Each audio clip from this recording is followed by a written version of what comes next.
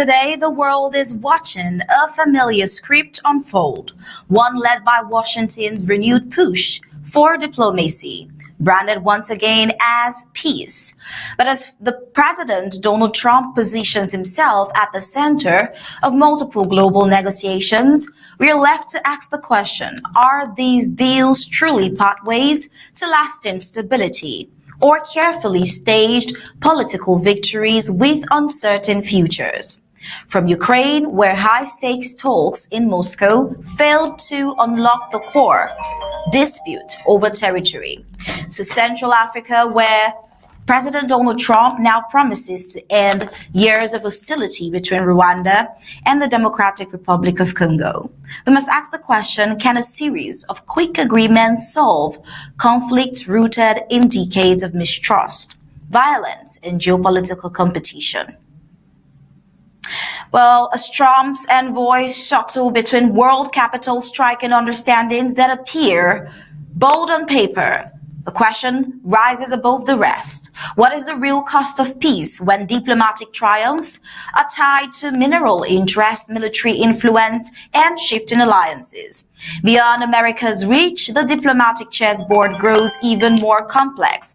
Vladimir Putin pushes for security guarantees, Ukraine's struggle for territorial integrity, and India's delicate balancing act between the United States pressure and Russian partnership. They all collide in a world where no peace deal exists in isolation. So another question, is Trump's evolving strategy capable of reshaping global order?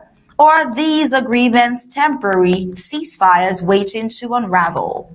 Well, this is the Flash News. I am Star Smart. Let's begin.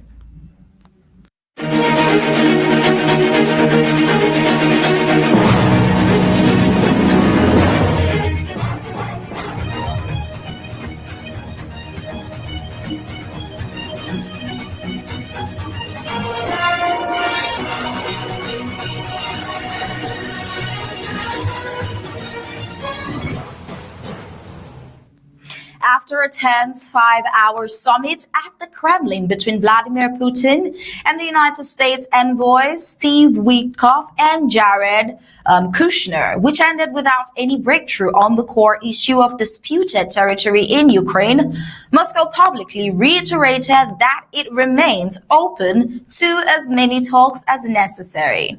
The meeting in the Kremlin was described by some as at the White House as reasonably good. Let's take a listen to what President Donald Trump thinks of this.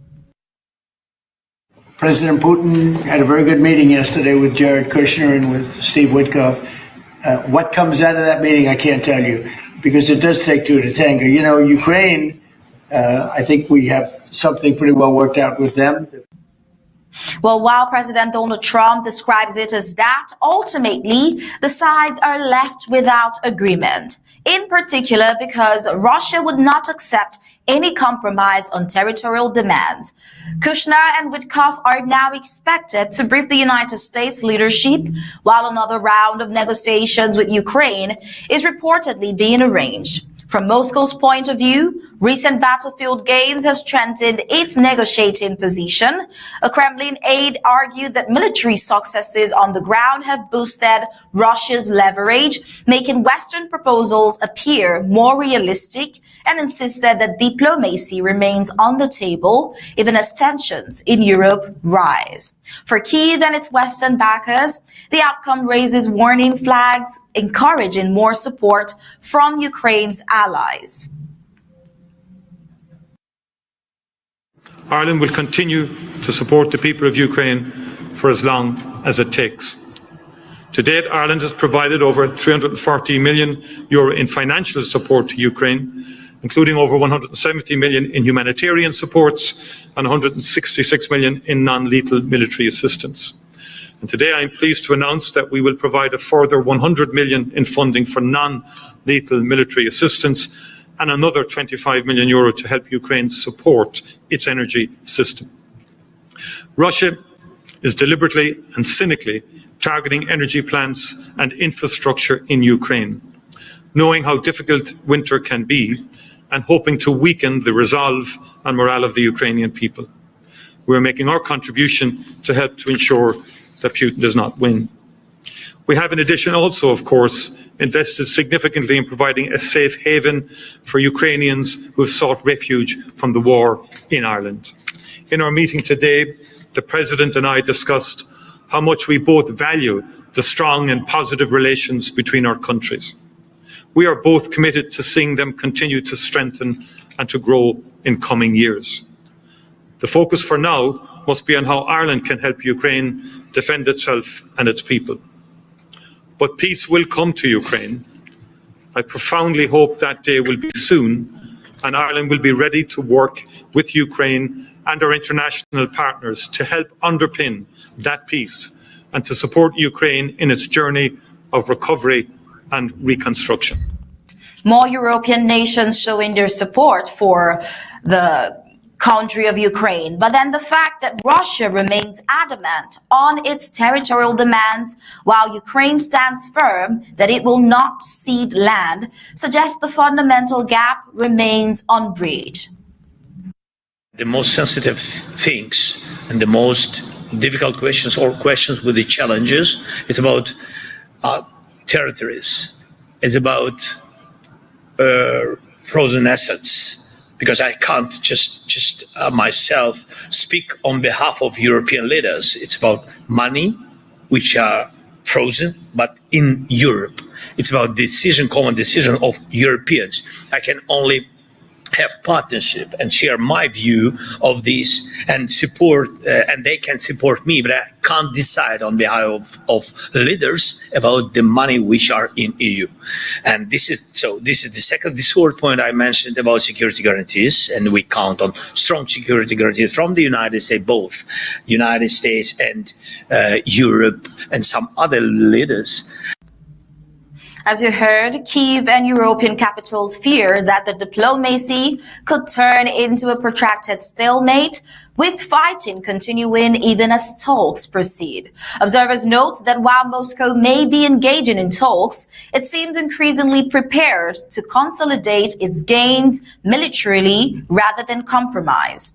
In other words, the diplomatic process is not dead, but after this near overnight midnight marathon, it's entering a murky, uncertain phase where Russia's red lines might well clash with Ukraine's red lines, setting the stage for either renewed fighting or a fragile, unstable peace. Well, while that is going on, we see that as diplomatic pressures from the West intensifies and tensions escalate over Ukraine, Russian President Vladimir Putin has arrived in India for a 2-day visit.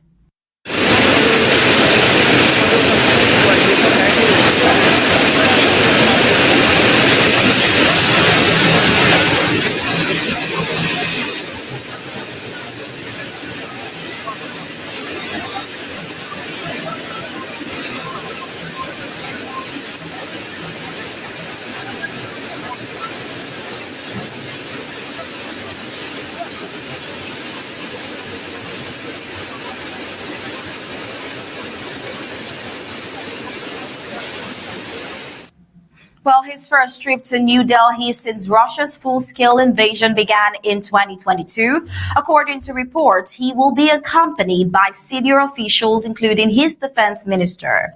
The visit is being closely watched because it signals Russia's attempt at broader strategic realignment.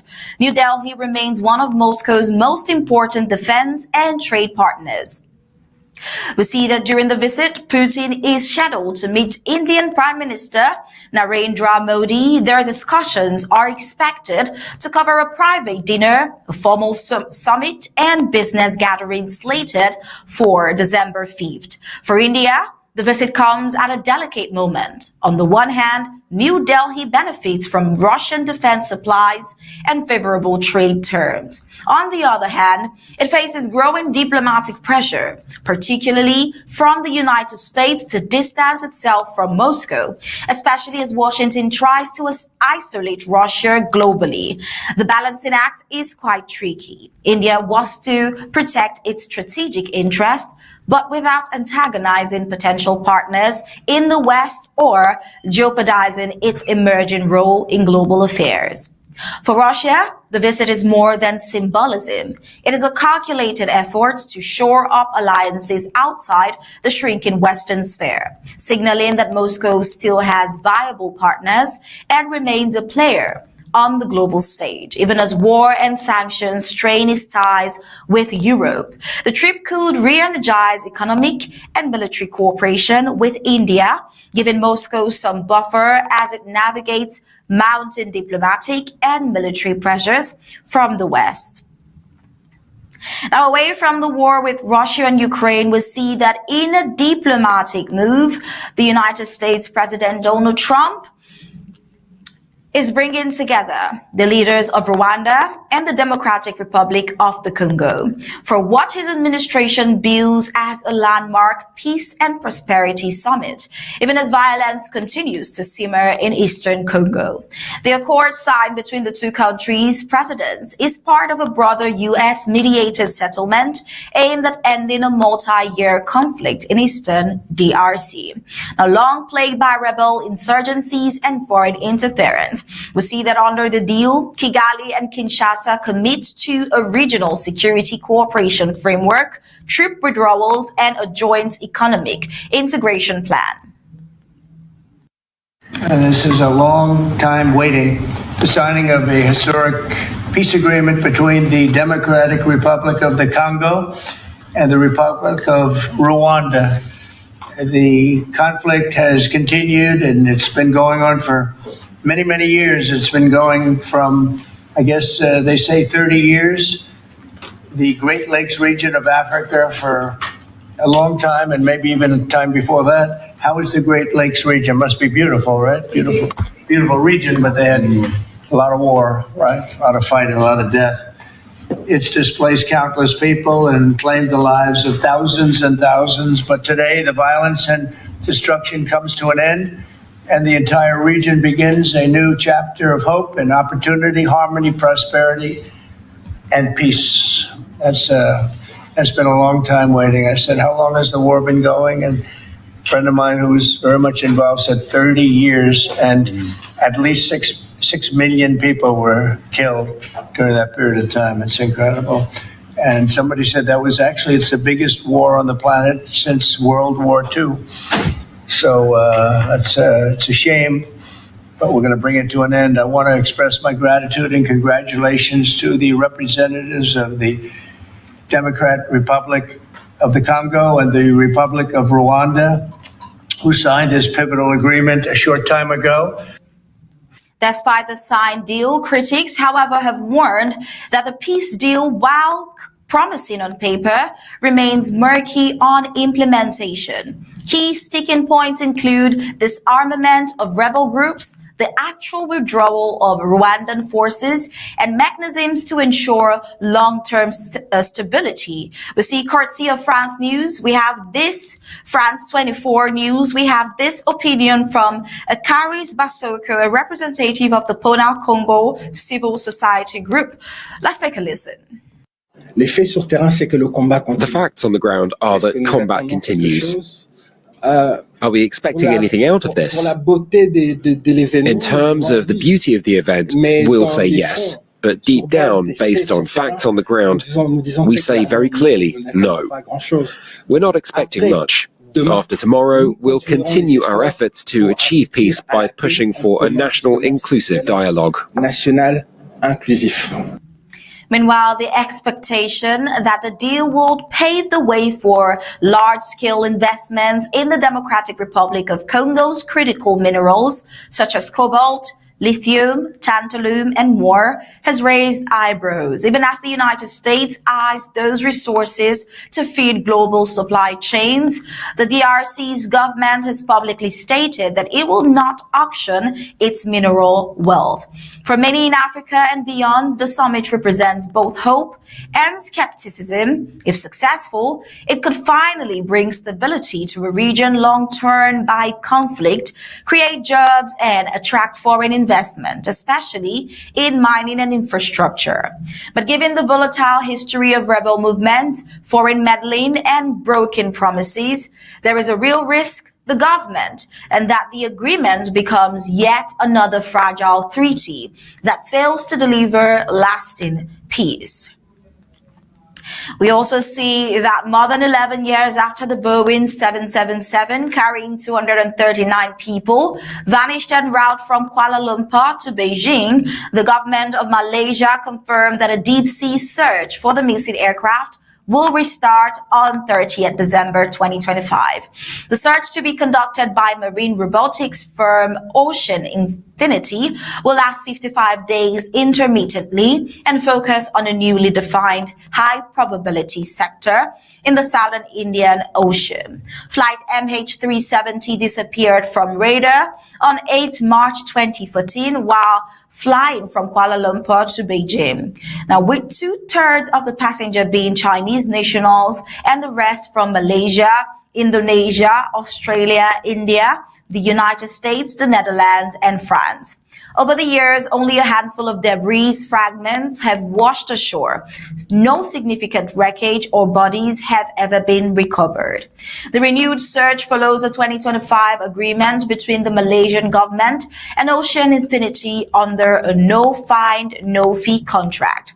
If the plane is found, the company stands to receive a success fee of up to $70 million. Authorities say improved seabed mapping and advanced robotics increase the odds, particularly if the aircraft lies in a zone not covered or poorly covered by past efforts. For the victims' families, many of whom have spent over a decade waiting for closure, this renewed hunt renews hope for the aviation world and the public at large. It revives one of the greatest mysteries in modern flight history. If the search succeeds, it would not only bring answers, but potentially reshape understanding of what happened that night in March 2014. And in Australia, in a world-first enforcement of youth online safety, Meta has begun removing users from age under 16 in Australia from its platform, including Instagram, Threads, and Facebook, ahead of the national ban taking full effect on 10th of December. The move affects an estimated 350,000 Instagram users aged 13 to 15.